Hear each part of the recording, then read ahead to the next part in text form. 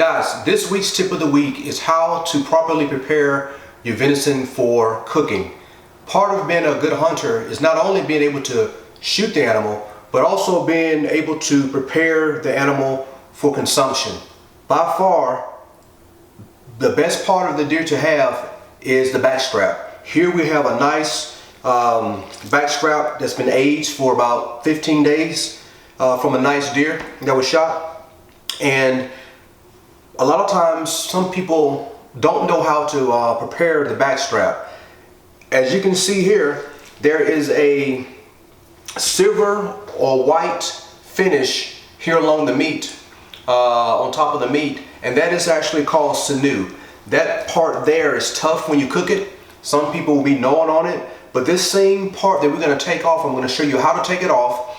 This same part, it was used by the Native Americans for making bowstrings, making thread. It's a very useful part of the deer. Not that good to eat, although your dog may not mind it, but it's not that good to eat, the sinew part. However, the backstrap is delicious. So let's talk about how to take this cut of meat and make it ready for the skillet. Okay, the first thing to do when you're getting ready to care for your backstrap is you want to go through and remove some of the membrane and this sinew, this shiny silver part here on the meat. The way you do that, move it here so you can see it to your camera pretty good. If you know what I typically do is I run my hand along the meat, any kind of loose skin, membrane skin such as this thin piece here, I tend to just go ahead and remove that with a knife. When it comes to doing backstraps, I like to use, or any kind of butchering, I use a fillet knife. Yeah, you can use a butcher's knife or another knife like that, but a fillet knife allows me to work with finesse and to get in here and remove this silver shiny part here, this sinew, without leaving too much meat attached to it. So what you want to do is you want to make sure you cut off any kind of loose trimmings, any kind of loose pieces that don't look right. You know, back in the day they used this here for sausage. They would throw kind of all the scraps and cuts of meat that they didn't really want to eat. They would throw that in and grind it all up as sausage. What I tend to do, since I'm right-handed, I'll tend to start here along the side of the back strap and start working this here off to cut it off.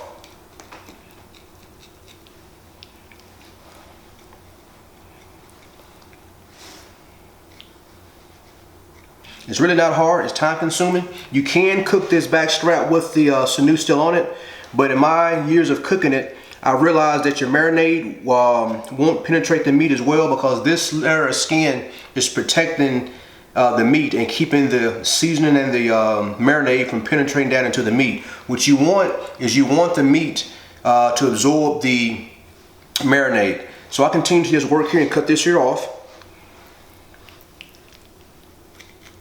Now we have the back strap without the sinew on it.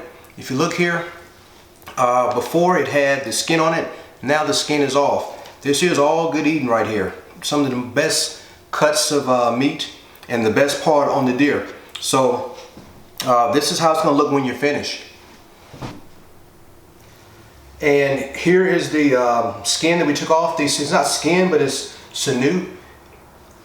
We took this part off. What I'm going to do is save this for later on. This will come in handy for other projects that I'm working on, whether it be sewing up some of my outfits or using it for string. But this is the same part of the deer that Native Americans used back in the day for their ropes, lashings, bindings. They didn't throw away anything. I'm the same way. If it's something I can use or something that I like to eat off of a deer, then I use it. So this here, we'll put this aside and I'll use it for another project. We'll clean it up. Now that we have the sinew removed from the deer, it's simple. You can take this back strap and then just simply, what I tend to do is just start cutting. I take my fillet knife and I just start cutting pieces about an inch thick, and just come and just cut straight down, just like so.